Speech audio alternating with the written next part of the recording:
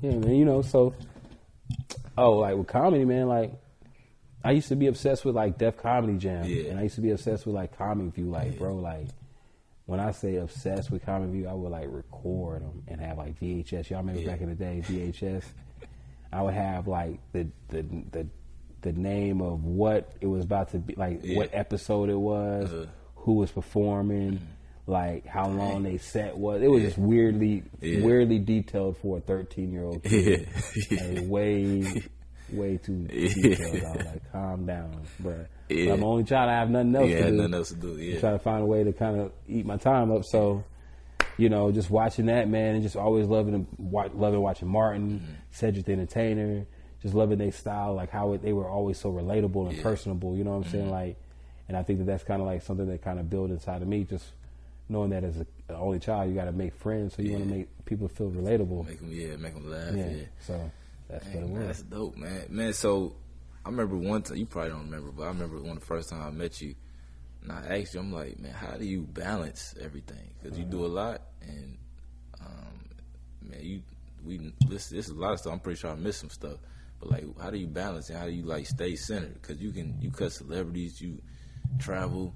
How do you stay like grounded, and how do you balance? I get cussed out often, just to be totally honest. So like nobody lets me get too big headed.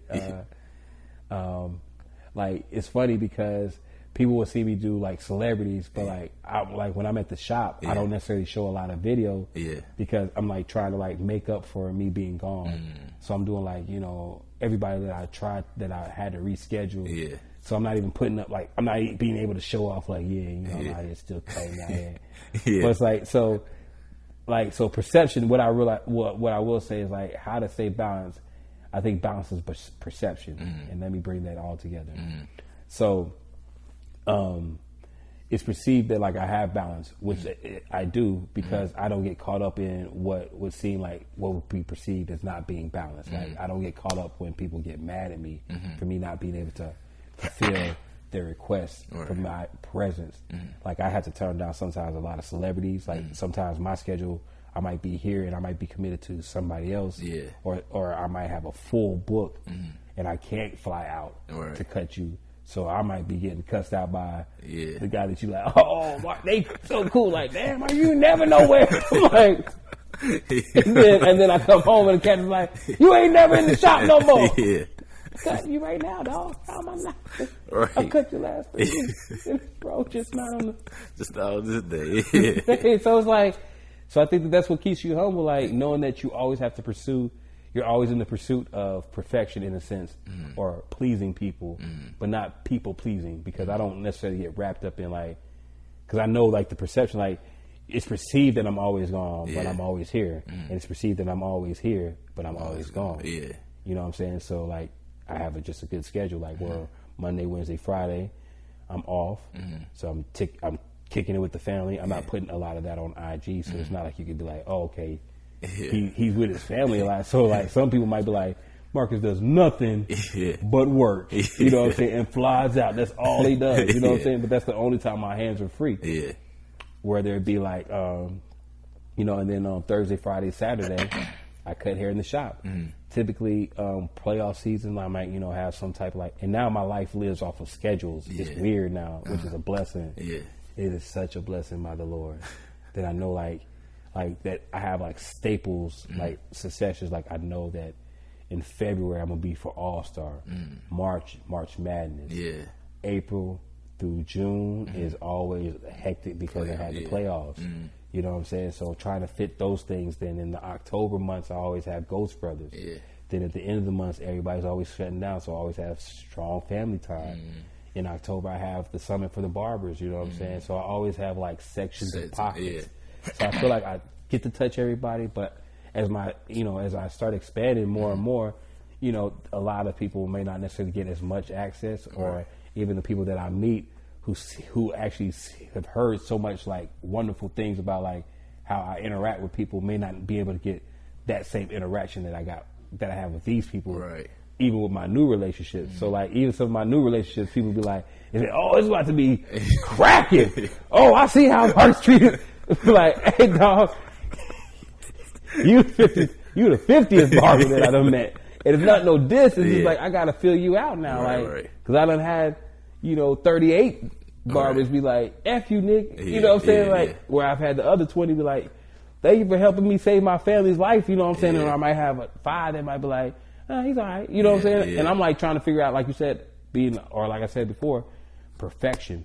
I'm trying to be like 100% on the situation where everybody like, yo, I mess with Marcus. Like, rain, sleet, or snow. Like, even though like it may not have worked out, but everybody who's worked with me know that I done put something in their pocket. Yeah. I done put something in their mind. I done put something in their heart. Yeah. And I definitely done put something in their spirit. Yeah. Where that fur at? Get that fur back over here. No, that's real, man. And I remember one thing you did tell me, you put in my mind, because we was talking about balance, and you was talking about just being present in the moment. You know what I'm saying? A lot of times, like me, I'm always thinking like, man, how can I get there? What I got to do to get there? And I'm not present, or I might have another thing I got to do, and I'm not actually sitting in the moment. You know what I'm saying? Can you talk about that, like that mindset?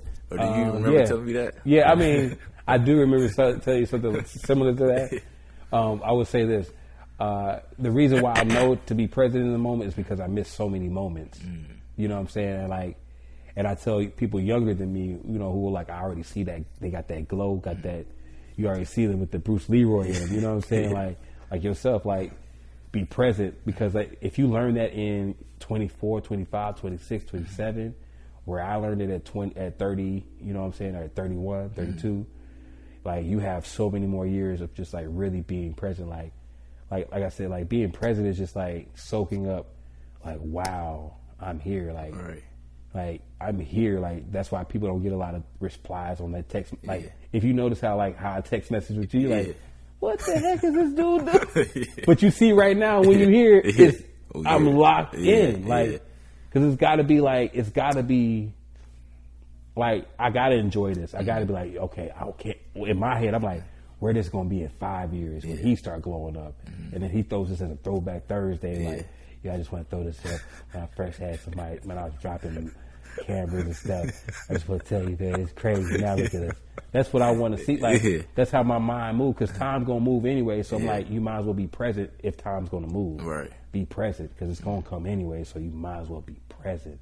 Wow. Soak it up, soak that thing. And then I just been in some fly spots, and I had to be like, you gotta, Is this a yacht?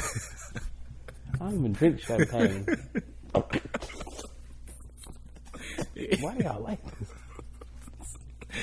So the choir dates.